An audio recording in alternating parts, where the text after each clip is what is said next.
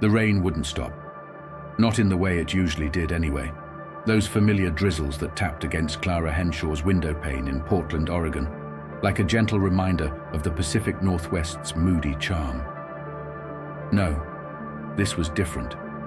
This was a deluge, a biblical flood that had swallowed streets whole, turned highways into rivers, and left the city gasping under a grey shroud that refused to lift. 3 weeks straight, the rain had pounded down, unrelenting, unnatural. Clara, a meteorologist with a decade of experience tracking storms, felt it in her bones. Something was wrong. She sat in her cluttered home office, hunched over her laptop, scrolling through satellite feeds and radar maps that made no sense. The data was a mess, swirling patterns that defied every model she'd ever studied. High-pressure systems clashing with low-pressure fronts in ways they shouldn't. Storm cells forming out of thin air, and temperature spikes that flickered like glitches in a video game. Her colleagues at the National Weather Service had chalked it up to climate change, a catch-all excuse that had become the default these days. But Clara wasn't buying it. She'd seen climate change in action. Gradual shifts, rising averages, predictable chaos. This wasn't gradual.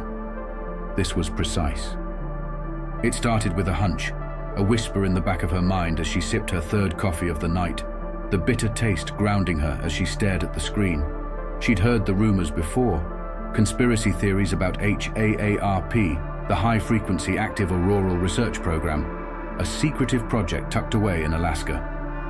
Officially, it was a study of the ionosphere, a way to improve radio communications. Unofficially, the tinfoil hat crowd swore it was a weather control weapon, a tool to bend storms, summon hurricanes, and drown cities at will. Clara had laughed it off once, back when she was a grad student debating crackpots in online forums. But now, with the rain drumming against her roof like a coded message, she wasn't so sure. She pulled up an old file she'd buried on her hard drive, a PDF she'd downloaded years ago from some sketchy website before it got scrubbed from the internet. It was a leaked document, or so it claimed, detailing HAARP's capabilities. Electromagnetic pulses strong enough to heat the atmosphere, manipulate jet streams, and trigger weather anomalies. The jargon was dense, but the implications were chilling. She cross-referenced it with the current data, those erratic patterns, the sudden surges in atmospheric energy. The pieces didn't fit perfectly, but they were close. Too close. By dawn, the rain had turned her street into a lake, and Clara was on her fifth coffee, her eyes bloodshot but sharp. She needed proof.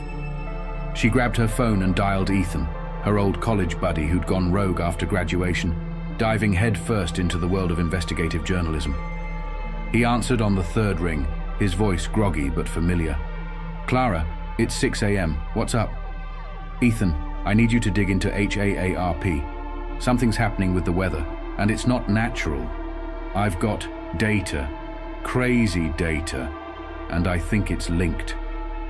He laughed, a dry, skeptical sound. "HAARP? Come on, Clara. That's Area 51 level stuff. You sure you're not just sleep-deprived?" "I'm serious," she snapped, her voice cutting through the static. "Portland's underwater. Florida's frying with heat waves in February. There's a blizzard in Texas right now, Ethan, Texas. This isn't climate change, it's control." There was a pause, then a rustle as he sat up. "All right. You've got my attention. What do you need?" "Anything you can find, documents, witnesses, locations. I'm starting with Alaska. That's where the main facility is, right?" "Yeah, Gakona. Middle of nowhere. Be careful, though. If even half the rumors are true, they don't like visitors." She hung up and packed a bag laptop, weather gear, a flashlight, and a recorder. By noon, she was on a plane to Anchorage, the rain chasing her across the sky. The flight was turbulent, the kind that rattled your teeth and made you question your life choices. But Clara barely noticed. Her mind was racing, piecing together a puzzle she wasn't sure she wanted to solve. Alaska greeted her with a biting wind and a sky so clear it felt like a lie after Portland's endless grey. She rented a beat-up Jeep and drove north toward Gakona, a speck of a town surrounded by wilderness. The HAARP facility was no secret. Its antennas were visible on Google Maps, a cluster of metal spires stretching toward the heavens like a sci-fi movie set. But the closer she got, the more the air seemed to hum, a low vibration she felt in her chest rather than heard. She parked a mile out, hidden behind a ridge, and hiked the rest of the way with her binoculars slung around her neck. The facility came into view at dusk, its towers glowing faintly under the fading light. It was bigger than she'd imagined, a sprawling grid of steel and wire fenced off with barbed wire and warning signs. Government property, no trespassing. But what caught her eye wasn't the antennas, it was the sky above them. It shimmered, a faint ripple like heat rising off asphalt, even though the temperature was below freezing. Clara snapped photos, her hands trembling from cold and adrenaline. She didn't know what she was looking at, but it wasn't normal. She set up her portable weather station, a compact device she'd jury-rigged herself, and started recording. The readings were off the charts: electromagnetic spikes, ionospheric disturbances, energy pulses that matched the leaked HAARP document down to the decimal. That's when she heard it, a low rumble. Not from the ground, but from above. The sky darkened, clouds rolling in faster than she'd ever seen, thick and black and churning like a living thing. Lightning cracked, but it wasn't random. It struck in patterns, a grid of electric threads weaving through the air. Her equipment buzzed, screens flickering, and then silence. The storm stopped as suddenly as it started, leaving the air heavy and still. She didn't have time to process it. Headlights cut through the darkness, bouncing over the uneven terrain. A black SUV barreled toward her, tires crunching gravel. Clara grabbed her gear and ran, her breath fogging in the frigid air. She dove into a ditch as the vehicle screeched to a stop, doors slamming. Voices barked, orders clipped, military sharp and flashlights swept the ground. "Find her," someone growled. "She doesn't leave." Clara's heart pounded as she crawled through the brush, thorns snagging her jacket. She didn't know who they were, government, private contractors, something worse, but she knew they weren't here to chat about the weather.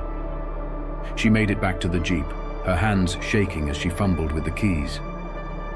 The engine roared to life just as the flashlight swung her way, and she floored it, tires spinning on ice. The chase was relentless. The SUV followed, its lights a constant threat in her rearview mirror. She swerved onto back roads, cutting through forests and over frozen streams, her mind racing as fast as the Jeep. She needed to get the data to Ethan, but her phone had no signal, jammed, she realized, by whatever tech they were using. The realization hit her like a punch. This wasn't just HAARP. This was bigger. Hours later, she lost them in a snowstorm, ironic, she thought, given the circumstances, and pulled into a roadside motel, its neon sign flickering like a dying star. She locked the door, barricaded it with a chair, and plugged her equipment into the shaky Wi-Fi. The data uploaded slowly, each byte a lifeline to Ethan. She typed a frantic email. "They're controlling it. Storms, heat, all of it. Gakona's just the start. Get this out." Before she could hit send, the power cut. The room plunged into darkness, and footsteps crunched outside. Clara grabbed her recorder and hit record, whispering into it as the door rattled. "If you're hearing this, they got me. The weather's a weapon. HAARP's real. Don't trust the forecasts." The door burst open, and the last thing she saw was a silhouette against the snow, a figure in black, faceless and inevitable.